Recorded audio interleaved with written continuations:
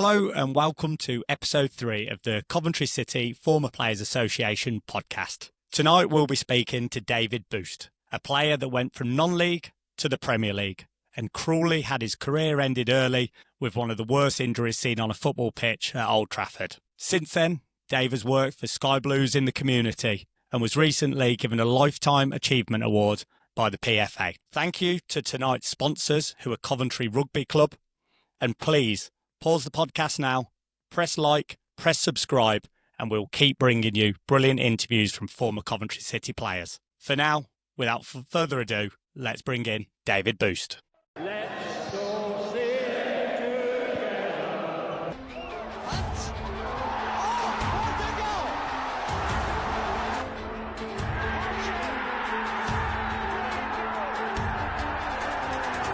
Gus Harman scores!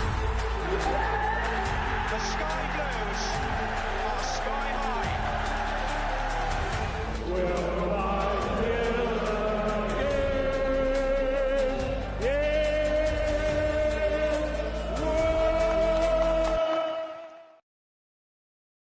Dave, thanks for joining us. Here we are in Sarah and Rich's back garden in the glorious sunshine. What a great setting for this little podcast, and it's a pleasure, and thanks for, to the former players, Coventry City former players, for inviting me. Quite all right, fed and watered, so thank you to Sarah for that. First of all, Dave, congratulations on the PFA Lifetime Achievement Award that you received on the pitch at the last game of the season. Must have been very proud. Yeah, I mean, obviously I didn't know who was presenting the award, that it was the PFA award, but I knew something was going wrong because weirdly people on the day of a match, it's the last one of the season, people were asking me where I was going to be at what time and can I go down and make sure the academy kids are fine. And I was thinking, that's not, something else is happening, because people wouldn't ask me those. They wouldn't ask me to be at certain times and that. So I sort of thought something, and I was thinking of anniversaries and things like that. I thought, well, nothing came in.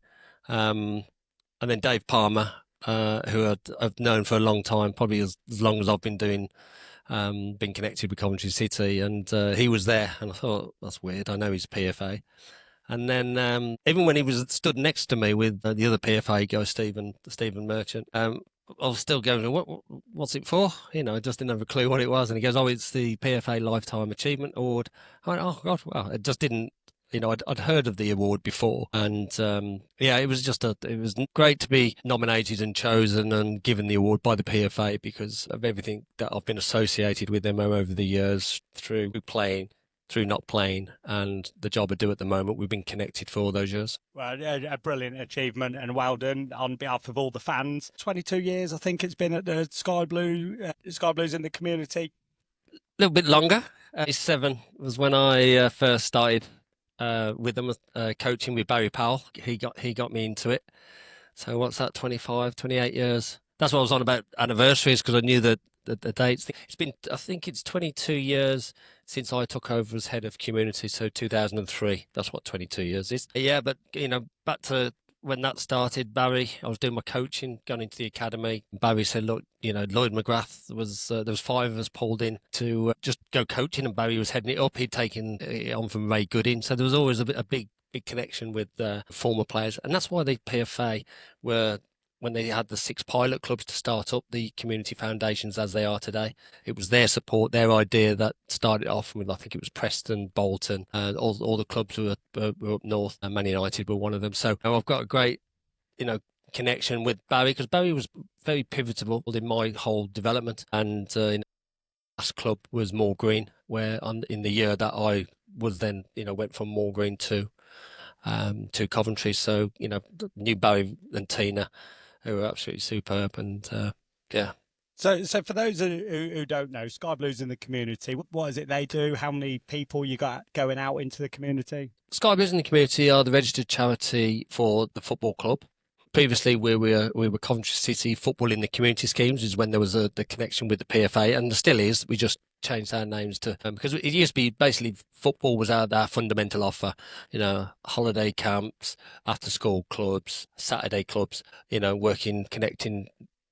Kids, recruiting kids to go into academies, or the schoolboy stuff that was about then. So it was predominantly just football. In 2008, we became a charity. Some of the funding came in from the Premier League, was drifting its way down into foundations and community schemes. So we all set up. It was to protect the individual foundations and charities from the football clubs, because what was happening is if a football club went into debt or anything, the finances of the charity were within the football club, so they needed to protect them so that if anything happened, the charities didn't suffer, they could still carry on.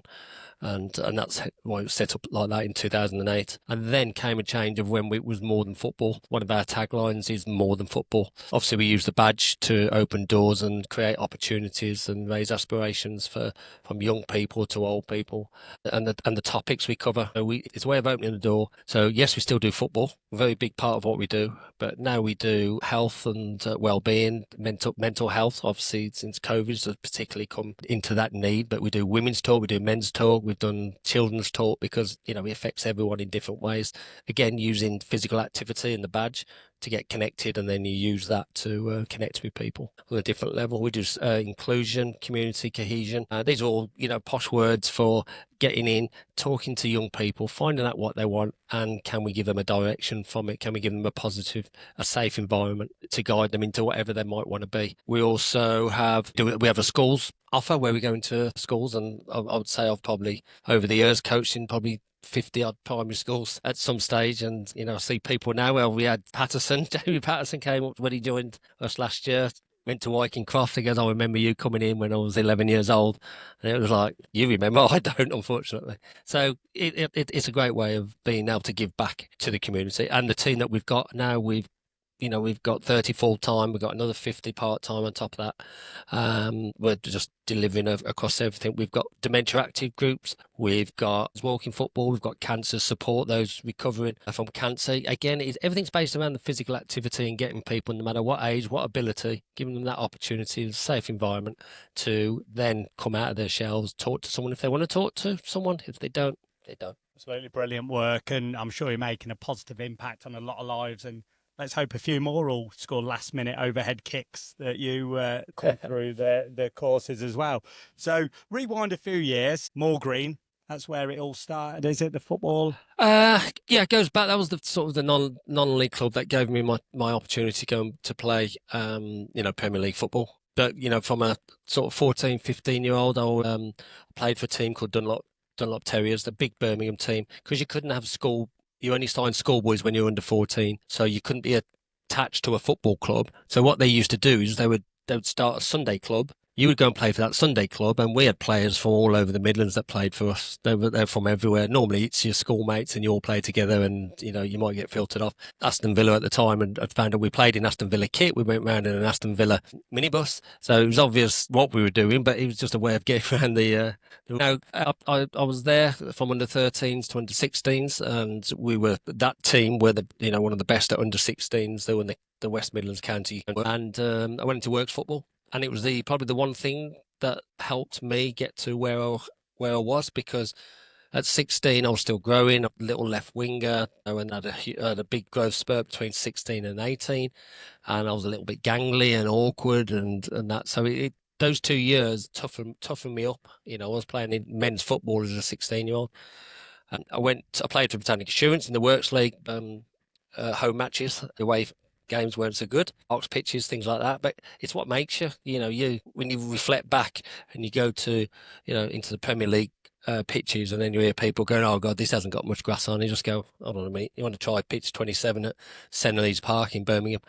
If you can spot grass, then you're lucky. But I think that just gave me my values of where I wanted to go and what I wanted to do. And these are all inbred through family, and it's how our family, in whatever we're doing, whether it's the high achievers, whether it's the musicians, whether it's the academics, it's values which are installed by my mum and dad and carried through. So then, as I grew, and I went to about 6 foot. Well, 2, can't get it right. Started shrinking now, but 6'2". But I had a bit of pace. I'd played left wing, even though I'm right-footed.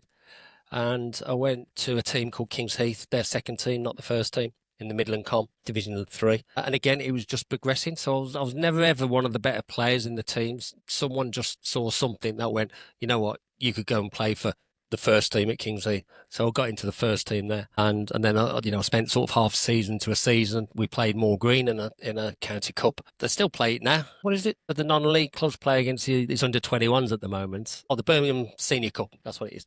Played Moor Green. We drew 0-0. Went to their place, lost 1-0.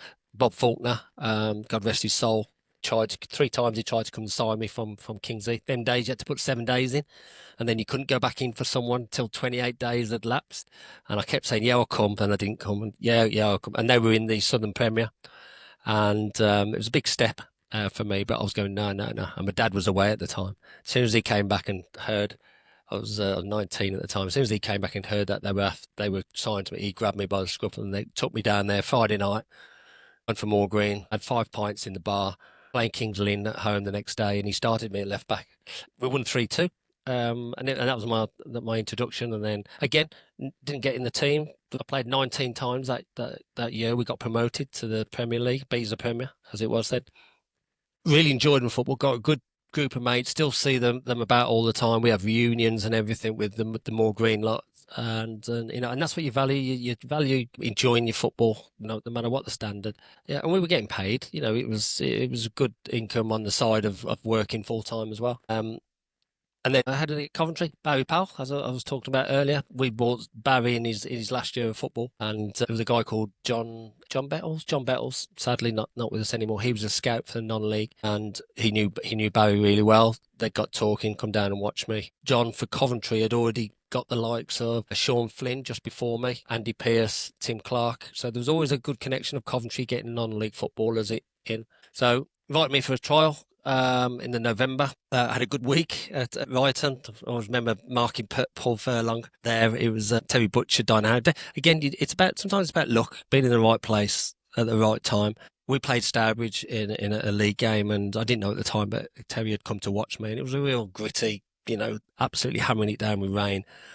We won 2-1. We played against a former professional footballer who was making his way down. Had a good game, not a brilliant game, just had a good game. Scored the winner, sort of diving header in the 6-yard, but a bit of a mix up. And on the back of that, Terry was a centre half as well, so probably saw something in me that, say, Frank Lampard today, who was a midfield player, probably might not have saw some of those qualities in me. So that's a little bit of luck that sometimes you need. Had a great week, and then had a couple of reserve games, and we played one at Highfield Road. And I broke my toe, kicked the bottom of Martin Bootie's foot going through, but carried on the game. We drew 0-0. And then the next time, a couple of weeks later, we were going to Old Trafford, travelling up on the coach. I was like, the toe was broken, my big toe, and I just thought, I can't say no, I'm not going to get this chance again, so I just patched it up. Played with a sore toe. We went to Old Trafford. We played against 9 internationals. It was Lee Sharp's comeback game. There were 15,000 people in Old Trafford, and we drew 1-1, and it was a great game. Unbelievable. I've sat in amazement listening to that. We've gone from playing on a pitch with no grass on it, and we've ended up at Old Trafford in just a couple of minutes there. Not something that happens, not the standard upbringing of a Premier League player now. Do you think that'll ever happen again? Can you see players get going from non-league to Premier League? I think Jamie Vardy. I mean, I know he's just gone out of it, but a lot of these players are probably 17, 18 and not quite ready. And I still think it's a physical part of the game, and that they go out, they spend a couple of years in non-league, really that physical side of it. And it's, my opinion about academy players, they're in the system all the way, and then all of a sudden you're playing, proper men's football as such, and it's quite an adjustment. So there's examples of like Ian Wright, Paul Furlong, the lads that have been in Coventry, the non-league lads. They have more of a beat and a desire, and they know how hard it is to outside of football. And I think, I'm not saying the people that are in football don't appreciate it, but once you're doing 9 to 5 jobs outside, then you're training and playing football at that level, you've got a little bit more bite in you to if there's a chance that you could make that next step, you're going to go through a big wall to do it. Yeah, brilliant. And you said you started off as a left midfielder. Was there much watching football? Who was your team growing up? Who were the left midfielders at the time that you were watching? Were there any centre backs that you thought, I can do that? I had a bit of a look of Gary Shaw about me, and I did have a trial at Villa, as I said before, under 13s. And a friend of mine who went to school with it was his uncle or a second cousin or something like that. So I had blonde hair. I was playing centre forward, left wing, right wing, and then moved back as I got a little bit older. They're all Villa fans in my house, and not a good one for the Cov fans. But I wasn't a Villa fan. I just like playing football. Dad bought me a season ticket for Aston Villa when he was steward in the North Stand when that opened around about 78, 79.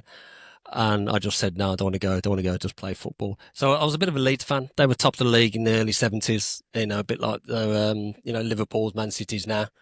So my favourite player then was Alan Clark. So I had a Leeds kit and that.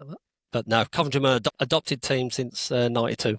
Good to hear. Good to hear. So it was Terry Butcher that was your first manager at Coventry. So he lasted a long time, did he, as manager when you signed? Well, I was going in for talks to sign a contract, and I remember CFAX was on, or Oracle or whatever it was then. That's where you got your news streams then. I just saw Terry Butcher had been sacked, and it was over Christmas 91. Would be end of 91, and then January was 92. And I just thought, what do I do now? Dad tried to get hold of John Bells. What's going on? Eventually got a hold of John after a couple of days, was, speaking to Barry, what's going on. Barry was at the club, all these people were trying to find out what was going on. Terry had been sacked. Luckily for me, that Don Howe was the number 2 and had been through with Terry while he was there, so he'd seen all the trial period I'd had over the previous 2 months. And he just said, what did Terry offer you? And I said, well, he didn't. He just said he was going to offer me a contract. And he goes, okay, what do you want? And then he just don't know. I just said, well, I actually took a pay cut from what I was earning non-league and working. One thing I did want was that they were only offering me 18 months, and I was married at the time. I still am married. I hope the missus ain't watching this. Still am married, same person. And so I needed a little bit of security. So my dad went back in and went, look, I was 24 years old, got a mortgage and everything. So they gave me another year. So I had 2.5 years, which just gave Premier League side 92, 93, the next season. Those 6 months was trying to get level with the fitness of the game. I thought I was fit. I was playing twice a week, training twice a week, playing Saturdays, Sundays and mornings with my mates. I thought I was fit. I was nowhere near it. And for those 6 months, that's why I was nowhere near the first team. I was playing reserve team football. If I was lucky to play reserve team football. And then I went away and worked really hard. Bobby Gould come in at the start of that next season. Don had left after 6 months, and Bobby Gould came in, and I got fit. Got match fit, but it was still about a little bit of luck of getting in the team and that. And Bobby was very good at setting examples with players who'd fallen down there on their standards. I'd been nowhere near for the first team for 6 months. We went to Norwich for a double header, FA Cup replay, and then playing them in the league. So we went down for 4 games. We played a reserve game on the Monday, Tuesday it was actually. They were going to stay down from Wednesday to the Saturday. I trained down in Norwich. I was in the reserve team match. We got absolutely, I don't know, but they weren't very happy with our performance. And Pete Billing, wily old centre half, he knew what was coming, and he was going, I ain't going in that squad. Down to Norwich for 4 days. There's no way I'm going to play. And he went, got calf strain. Someone else pulled out, and then I was like 3rd or 4th person in line. I'll go. Yeah, of course I'll go.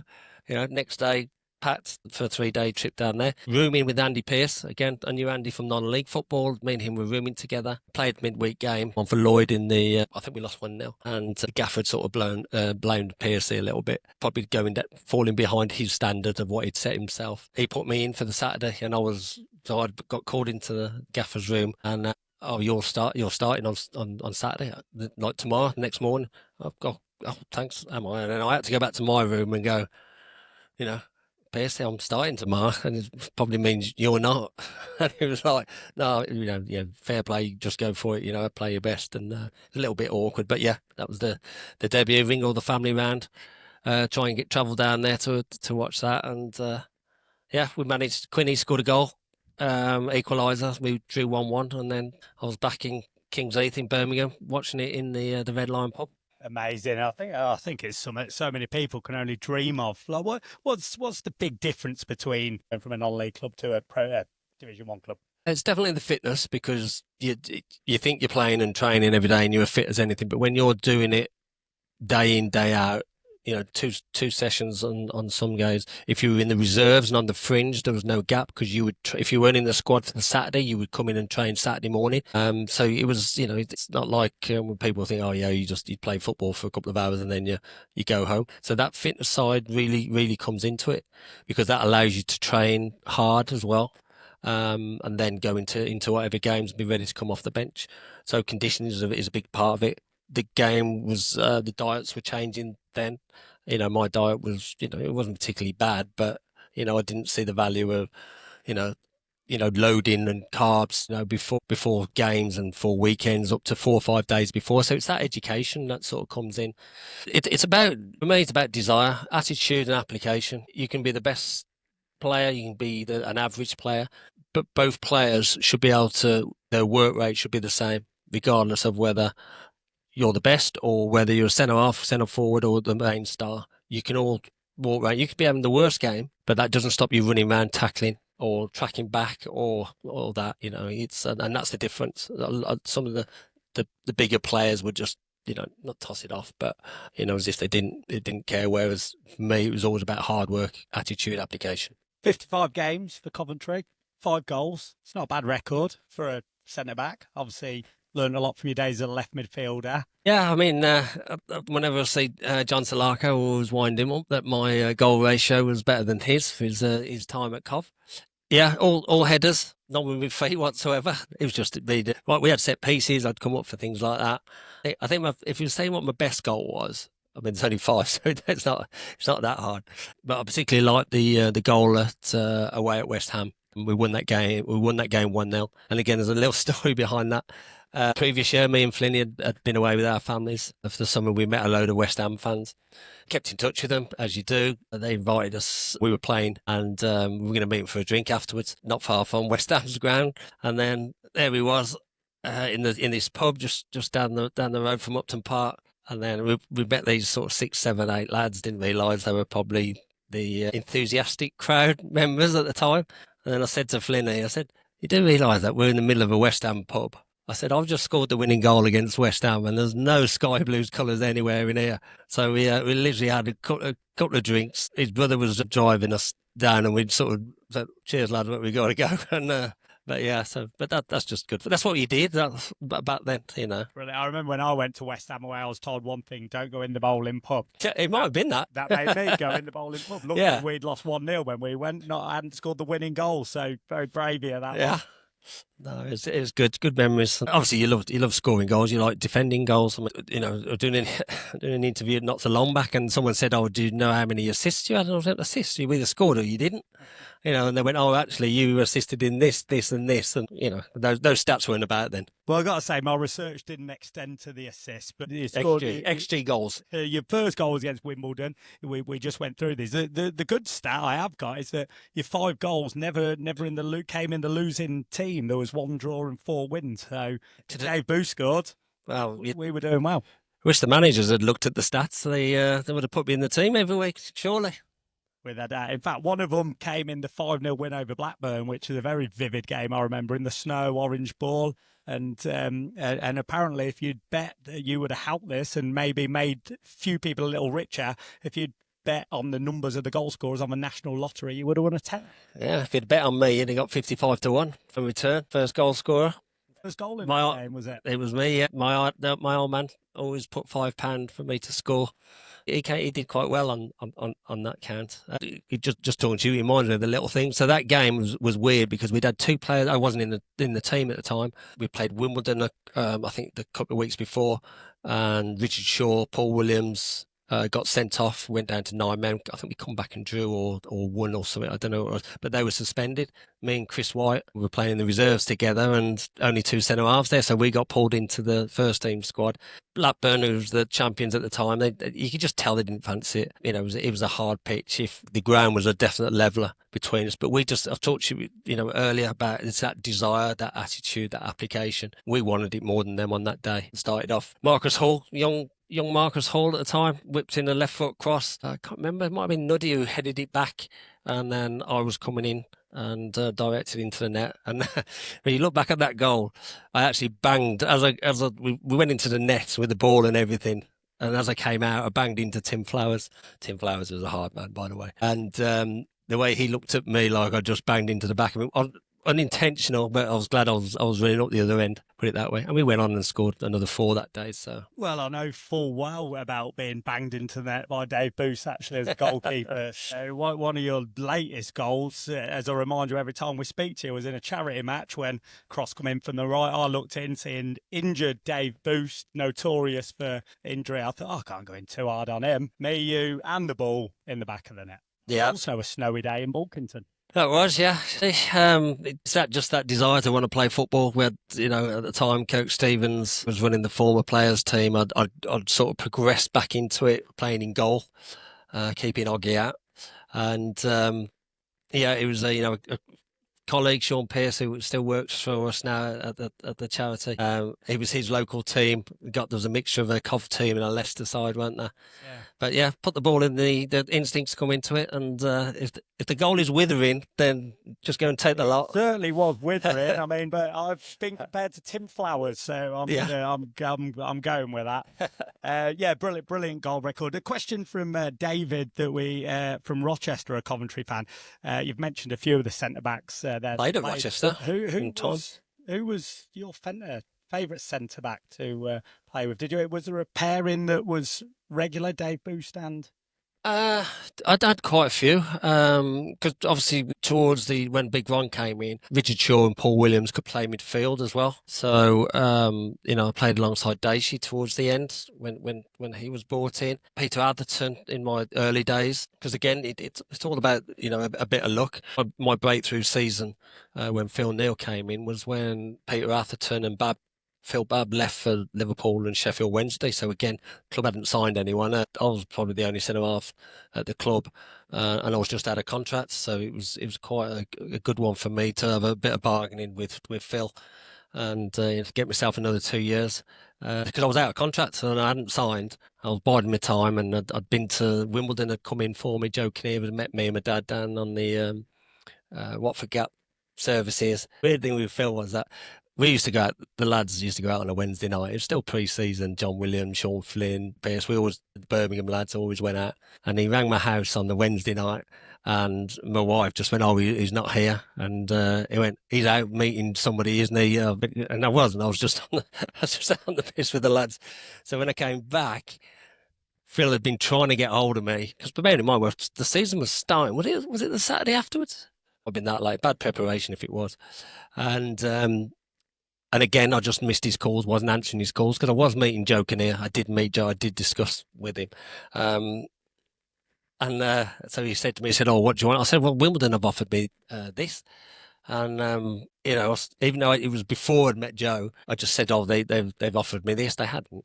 I just told him they had. And he went, "We'll match it." I said, "Well, what about my appearance money and my goal bonus and all that sort of thing?" Yeah, we'll do all that as well. Okay, then. And I signed it. I'm pretty sure it was Thursday before we played Wimbledon on the Saturday, that opening game where scored the equaliser. Right, brilliant. We're gonna take a break here. There's so many questions. I could have a fascinating career, I've got to say, that you had. We're gonna come back after the break, after a word from our sponsor, talk about the managers that you played under, and then talk about the end and after your career. So for now, let's hear from our sponsors, and we'll be back with Dave after this short break. Well, thank you very much, David Busst, for doing a wonderful podcast. Tonight's podcast is sponsored by Coventry Rugby Club, a club 140 years old that play in the Championship, the same as Coventry City. If City are away, come to Cov Rugger, have a great day out, and come and see me when I'm down there. The fans will love it, and I'm sure you will as well. Thank you, Coventry Rugby Club, for sponsoring tonight's podcast. Yeah, thanks to Richard and Sarah for looking after us. What's going on here? Well, thank you very much, David, for doing the broadcast. And it's David Bust's birthday today, ladies and gentlemen. So here we are, Davey. Happy birthday to me. Happy birthday to me. Happy birthday, dear Busty. Happy birthday to you. Hey! Hey! You do it. Sorry to be. It was yesterday, by the way. It was. Happy birthday for yesterday, Dave. Thank you very much. Nice surprise. That was Billy Ball and Sarah. Nice to be in the background. Nice to be 35 again. Yeah, and enjoy every minute of it. I think there's enough for just me and you with a cake. Yeah, we were just thanking our hosts, Richard and Sarah, new incoming chairman of the former players, and all the great work they do is much appreciated. And Billy is watching in the background, and Yeah, best place for him. nice to get the mic on. So, where we left off there, we were talking about a few managers that you played. We mentioned Terry Butcher, Don Howe, Bobby Gould. I think we mentioned Phil Neal. Ron Atkinson came in towards the end of your time with Coventry. Yeah, I think so. Even though I had my debut under Bobby, I think I played 12 games under Bobby. The next year I didn't really feature much, and he went after that. And Phil Neal came in I think it was about halfway through. And the rest of the season, so I hardly played, I think, in the 93-94 season. But then when Phil took over, he sort of, as I said before, the two centre halves got sold, and I think I went and played 25 games on the trot, and then I ended up with a double hernia, so I missed the rest of that season. And then Big Ron came in, and I always remember the first words walking down the changing rooms at Brighton, and Big Ron comes in. He goes, "Boosty?" I went, "Yeah, yes, Gaffer." He goes, "Injured?" "Yeah, that's right at the moment. Yeah, no good to me," and carried on walking. That was my first introduction to Big Ron. I said, "Okay." So, and that was, I think he came in. Would it have been March time of the season before, something like that? So I actually didn't get in the team again through the injury of that and I'd done my Achilles as well. And it's like, because when I was out for 6 months with a double hernia, but everything else, then you pick up sort of secondary injuries. And I remember damaging my Achilles and had to have injections in it and things like that. So, but I was all right after a month, and then back into consideration. And Big Ron was great because he really looked after the team. Him and Gordon were brilliant together. Gordon was just coming into player coach, still very not wanting to finish his playing career, but really wanted to get into his coaching career. And they were very good because Ron was the man manager. And Gordon was the guy who'd been throughout his career very meticulous. How we trained. It was about how the young players prepared as well. I think he banned them from pubs. If under the age of 21, and they were the whole diet changed, and that was the side that Gordon bought in. I don't mean just the food he bought in, but I mean the two of them were like chalk and cheese, but together. They might not have appreciated that, but from my point of view, them two together gave the best from a player's point of view. Well, I've got a feeling there's a few players you might have struggled to keep out of the pubs from you. There for another podcast and a private conversation. A lot of furore around Big Ron. Was there any managers you enjoyed playing under the most? I enjoyed playing under all of them. Because they were all different. Obviously, got a common goal, wanting to win football matches, but they all had a different style of how they got that. For me personally, it was the way that Ron wanted the players to be gelled and together off the pitch, because he believed that when you're all together on the pitch, you play for each other. So Big Ron was. I liked what the pair of them did. Phil Neal was great for me. Again, he gave me that time. He was a defender. He'd got that experience with Liverpool, so I liked that side. And I had 6 months with Don Howe, who was Arsenal England coach. You're just picking up things from them, very much about the Italian way as well, and how you defended as a team and a unit, and was way ahead of his time. Lee got them all the sack. Towards the end, there was probably some high-profile players coming in with those managers attracting them. But who were your sort of favourite players, favourite teammates, best players? I think Phil was instrumental in bringing Dion Dublin. Paid $2 million for him for Man United, and then we changed. And it didn't mean that we became, all serious and didn't get. He brought a professionalism. And again, he was very much about the lads enjoying themselves, getting together. But then the good things that he'd taught at Man United, they were being replicated, And everyone says about, oh, yeah, they go, so-and-so, yeah, used to stay back. And I knew most of the players that I was with would always stay back at the end and either practice corners, shoot at the goal, practice heading. It's just what you did, finish that after. Of course, some people got changed, and it depends where you are in your career at the time. But there's so many players that I knew that would stay behind, He used to hate it because he used to have to stay with them. Did you ever play centre back with Dale Dublin, or was that No. early in his career and did not move? No, I'd finished then. I think that was towards the end of his Cov career, and then obviously when he was at Villa, Celtic, Norwich, I think Leicester, it was doing a bit of a hybrid then. But yeah, I think Phil was instrumental in and for the better of the team as well. And obviously he went on to have, all those successful years with Cov.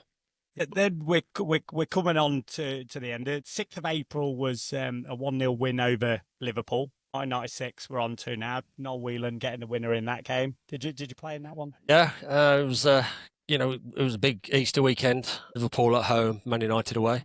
At that stage of the season, we still needed a couple of wins to stay up. So to go into the United game, great athletic goal by Noel, which got us 1-0 at home to Liverpool. And they've always had good teams. They've never had poor teams. So that was a good to take us into the game on Monday. That was a much needed win. And then, so like you say, two massive games: Liverpool, Man United. Could only have dreamt of that, I imagine, when you were at Moor Green on those pitches with a couple of blades of grass, as we were talking about earlier. What do you remember about the trip? I presume you'd been to Old Trafford before, but what do you remember about the journey up that day before the game, the preparation? Well, I'd been to Old Trafford, not in a league match. It was in the reserve team game, which I told you about earlier before my trial. It was called the Theatre of Dreams, and where my dream ended. We named. We'd named the same team for the Monday, or the same squad for the Monday, but you knew after winning 1-0 at home, unless someone was injured, they were going with the same squad. So we knew we were starting the bank holiday Monday. Usual prep. We came in for a little bit of a warm down, travelled down to Man United on the Sunday, and then prepared for the game. It was a big occasion for myself because obviously playing in my trial games and then seeing full Old Trafford, and Eric Cantona was playing up front for Man United that day. So I got to stand next to Eric Cantona for a minute, or he got to stand next to me because obviously we had a corner set piece.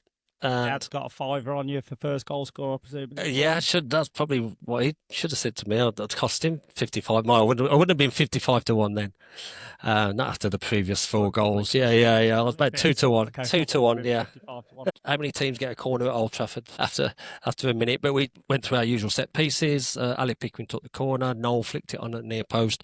My job was to any pieces coming in at the far post, and it worked perfectly. Going ahead to sort of toe poke home, Schmeichel in the goal. And then, I'm lying on the floor. I can see the look on Dion's face, on his haunches, utter disgust on his face, and then just an enormous pain, and thinking, what the hell's gone on? Obviously, I know now.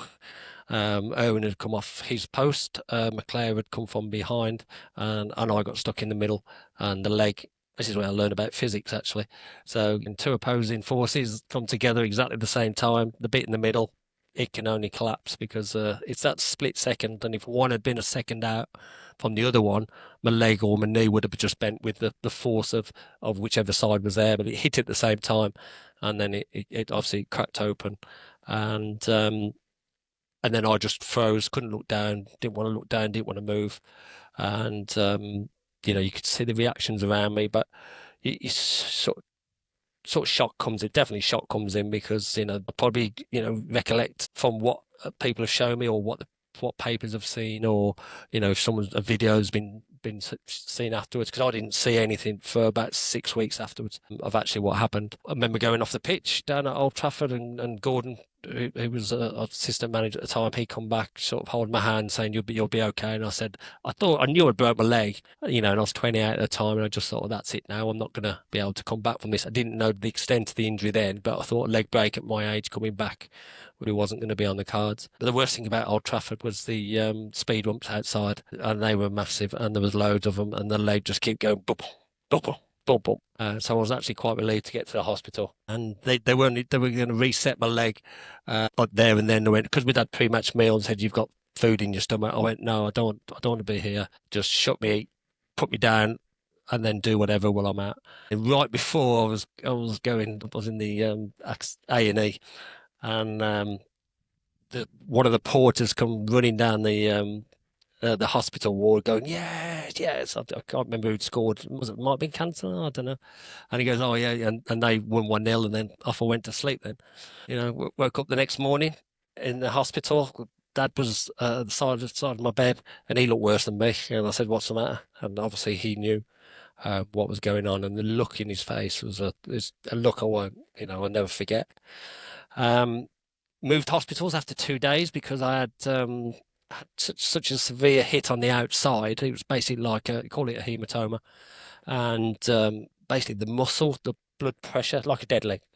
It was swelling. My toes were really painful. I was thinking, what's going on? And what it was the pressure in the muscle down the side of my leg was basically getting close to exploding because the pressure had built up too much. So I had to have it. Went to a plastic surgeon. They slit down the side to release the pressure. That's why the scar on my leg at the moment is like a V shape, and that's how they let it heal. So instead, before of them used to stitch it up, and the infection would get underneath, leave it in a V shape, so it then heals like a sandwich closing together in theory. And that was the thing. It wasn't the break that stopped me playing again. Back, I had contracted MRSA. 10 operations in the first 12 days.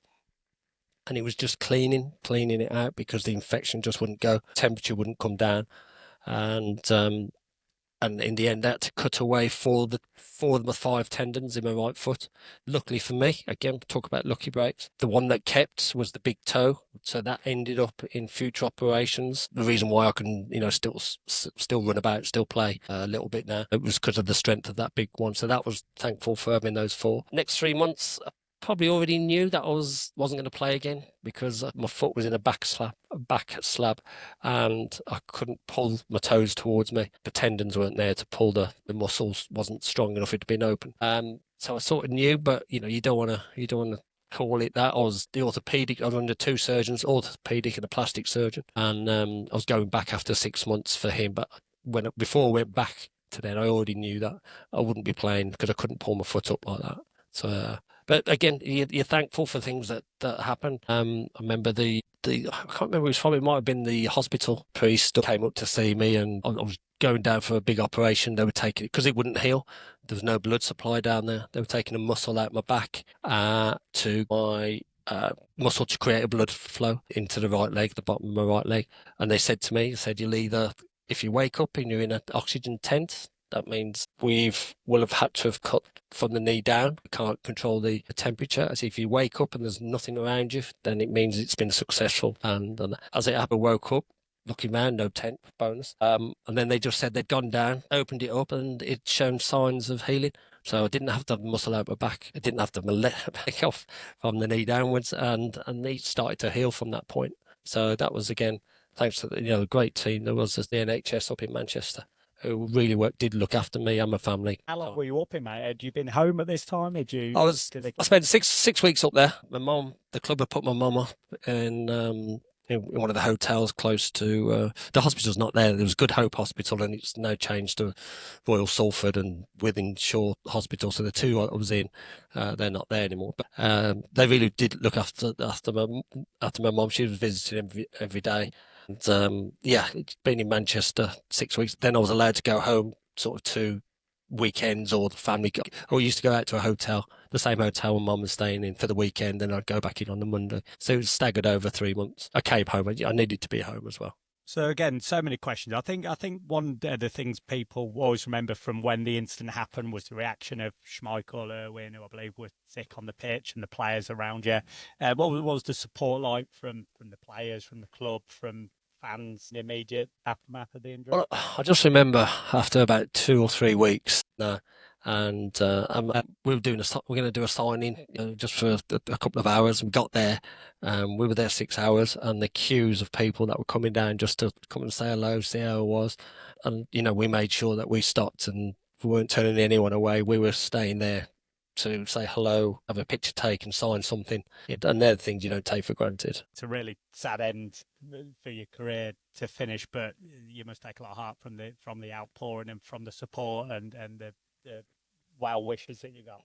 Yeah, I mean, fellow players as well. You know, you look back at some of the messages, and you know, every now and again, I look back and you see some of the people who've taken time to write me a message and things like that. So it's it's nice to receive those sorts of things. But football, it's got a way of giving back. You know, I wanted to stay in football. I could have gone back. I was doing insurance and accounting, that sort of stuff, but I wanted to stay in. So again, help of the PFA, started my coaching qualifications. Barry Powell gave me a job at the community scheme, and then went into non-league managing as well for a couple of years. But after probably 2006-07, I decided the best place for me was in the community, which I absolutely loved and still do. I mean, it's what keeps me going. Touching on the management, I think it was Solihull Borough. You were a manager on for a little while, and it was the other one. There was another club. Evesham, yeah, got promoted with Evesham. That was that was good through the playoffs. Yeah, I was again right place at the right time when I was doing my A license. Paul Dyson, ex-Cov player, was manager of Solihull. He got the sack. I was doing the under-18s, and then when took over for a few games till the end of the season, and then they gave him the job 4 seasons later. We split. I went to Evesham for 2-3 seasons, stayed up the first year, got promoted the second year, got sacked the third year.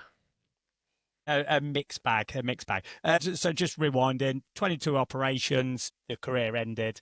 There was the testimonial, which is one of my, when I think back to Highfield Road, probably was one of the outstanding games almost. What strong team Man United brought, and a couple of legends playing for Coventry in Coventry shirts as well. I think the first thing that, because Sir Alex had come to see me in the hospital, and he was in the waiting room with my mum and my dad, and he said to them, not to anybody else, he said to them, look, whatever happens, whatever support you need, go on there, and he gave them his personal number, and I don't even know if there was email addresses back then, but he gave me his personal number and said, look, just get a hold of me.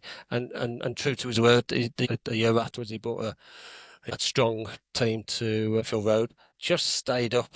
Tottenham, I think we had to win at Tottenham, didn't we? The last game of the season. 2-1. Yeah. I think Paul Williams had scored. Paul Williams is one of my best mates in football. He played. I'm pretty certain he scored. I think he did. Yeah, was him and Dublin? Yeah. Yeah. So that was I think that was on Saturday. And then, I think the committee had Joe Elliott. We were talking about Joe Elliott. He was on the committee with a couple of family members and some other key people. And they were trying to sell tickets, and then someone said on the Monday after we'd won on the Saturday, he goes, "Oh, you're not going to believe what's happened." I said, "What are you on about?" Because they're queuing up outside Highfield Road. What are you queuing up for? Well, your game's on the Friday. We're trying to get tickets. Just, again, a bit of luck. We'd stayed up on the Saturday, testimonial game against Man United, and it was the first time ever that a benefit match had sold out prior to kick-off, because testimonials are known for people turning up on the day, and it was sold out, 23,500. Amazing. A sellout at Highfield Road, and the names I talk about that donned the Coventry shirt that day, Paul Gascoigne and Les Ferdinand. Yeah, the guest players, the one for me, no disrespect to them too, but George Best put a shirt on for a little bit. God rest his soul. So, it was great, for him to come down and have a drink and sign a few things for us, which I've still got. There was a match beforehand, 7-a-side, 8-a-side. There was some cricketers. There was Bobby Gould. It was, and then leading up to the main game, my daughter then, it was a big Spice Girls, and Beckham had just started seeing Posh Spice, so that's all she was bothered about meeting Posh Spice afterwards. So I mean, they're just, and some famous names on the score sheet. Apart from my goal, yeah, I can't remember the other ones. Just for anyone's benefit who wasn't aware of this match, it was Gazza that opened the scoring, I believe, for Coventry. Okay, yeah. And then Eric Cantona scored both of the goals for Man United before a last-minute penalty. I thought we drew 2-2. 2-2. Gazza, 2 for Cantona and 1 for... Oh, sorry, yeah. Yeah. And fancy that, getting a penalty in the last minute. You couldn't write it, could you? Well, we did write it. It was pre-scripted that I would come on, I'd take a penalty, I'd spoke to Schmeichel, you go to your right, I'll go to the left, because I was taking it with my left foot, not my right foot. I could just about run. So it was arranged. Gary Neville, if you remember, jumped up and ridiculous handball. Should have got sent off, but he didn't. I'm there getting ready to take it with my left foot. Everyone's cheering. Looked at the goal. Where's Schmeichel? Schmeichel's not in goal. Schmeichel had been subbed, and Van der Gaal was in goal. Doesn't speak a lot of English, or not enough for me to communicate. So I'm sort of going, pointing for you to go that way. Does that mean I'm putting it that way, or do I want him to dive that way? So I've ended up. So I'm going to have to take this properly, so I managed to take it with my left foot. And yeah, I stepped up. But the heavens opened up then. It was, everyone stayed for a good hour afterwards, and it was going lap of honour. All the lads were coming out. It was just brilliant. It was a great send off to see so many people, and great game for everyone to watch. And certainly, as a fan that was there on the day, as I say, one of the most memorable games at Highfield Road for me. So. Yeah, glad to be there. I can't remember. Someone must have queued for tickets for me. 2 days later, Cantona retired. Yeah. And this is, I keep talking about my uncle Clive, Villa fan, knew nothing about football. No disrespect to him. He went into the Man United changing room after the game and said, "Look, have you got something that we can sign, and a ball, a shirt, or anything like that?" And the kit man then gave him a shirt, and then brings the shirt back, and then 2 days later, it's actually Eric Cantona. He signed the back of his shirt. He had three shirts. So one shirt went to John Moncur for when the Premier League season finished, because West Ham were playing Man United. They swapped shirts. In the game, I think obviously they knew what was happening, but full credit still came out and played. They gave me a long sleeve shirt, and then I think one's in the Man United museum, and there's one somewhere else. But yeah, it was Cantona's shirt. Fair play to them to coming out. Did the UEFA coaches? We've talked about the management, and you've still played. You've played a few games. We talked about charity games. There was a Leamington, you're off to walking football in about half an hour. Yeah, no, I don't have cake Monday to Friday. That's my diet I'm on at the moment. Wish I was that disciplined when I was playing. The appetite to play football is always there at whatever level. I was 28 when I finished. It took me 3 years to probably go anywhere near a football pitch, football ground. Slowly went back into playing. I remember a group of mates used to play on a Sunday night. It was no touch football. Nobody came near me. Then confidence grew, got back in, wanted to do a little bit more, compete a little bit more, then did my first tackle, and just confidence building that just came back naturally, not forced or anything. And then I started playing over 35s football, and then just I could still run about. I couldn't chip a ball or anything with my right foot, but I was still quite fit. And we had went and played with a lot of my old Moor Green lads, because they were already playing over 35s, and we were really successful. My dad had always run a football team, which were Wanderers, from when I was 15, 16, playing with my brother. I wanted to finish over 35s football, playing with my dad's team, and we were a team in League 3, and me and my brother went back and played, and then we got Whitchall towards the end back into the top division. We signed players like Tommy Mooney, John Williams, postman. He came and played for us, Stan Petrov, and he had sort of just getting over his illness, and we became a very good sort of a mixture of ex-footballers and good non-league players. So a good 15, 20 years enjoying over 35s, and still playing for the mighty Leamington Vets. Shout out to our gaffer, Danny Walden. Great supporter, and they're all Cov fans as well, which is and Dealey had a bowler plays for us now, and he's just had his 50th. Happy birthday, Dealey, Saturday. So yeah, still enjoy football. If you enjoy what you're doing, keep doing it for as long as you can. Yeah, happy birthday to Dealey. I didn't realise that one, and I can speak for anyone who's seen you on a football pitch after the injury. It's a pleasure to see you on the football pitch enjoying it, even if they do end up in the back of the net with you. And a bit. I had the pleasure of playing in front of you of the golf day, so I can see you're not getting much time for golf. Yes. Well, I won it the year before, didn't I, Bill? So you can't win it 2 years on the trot. I did win it back in 2008 when I was playing quite a lot. But yeah, it's a great day. It's a well organised day by the former players committee, and it's attended by the players over the years, and it's a credit to that. I think it typifies Legends Day and everything. And behind the scenes, people don't realise what goes on. They'll see the big occasions, but it's all the work outside to organise those sorts of days. So again, big shout out to the CCFPA, Former Players Association. Thank you for that. And for anyone listening, the first Thursday in every June is the golf day, and I believe Billy has been down at Stoneleigh Deer Park, Yep.